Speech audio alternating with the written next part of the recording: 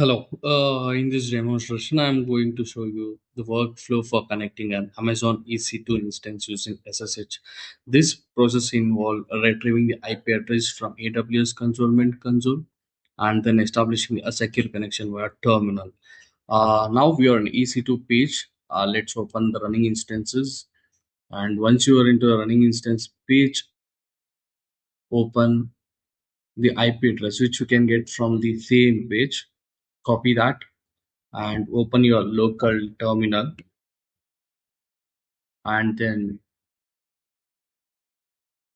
change the directory to the file where you saved your PEM folder. Here use the SSH command to connect to the AWS EC2 instance. SSH I for I. Then here we're gonna use the PEM folder which we have created while creating an instance. Then EC2 user at the IP address which is available from AWS console, right? That's all. Once it is done, you will be connected to AWS instance. So you can access using your local terminal itself. Thank you for watching.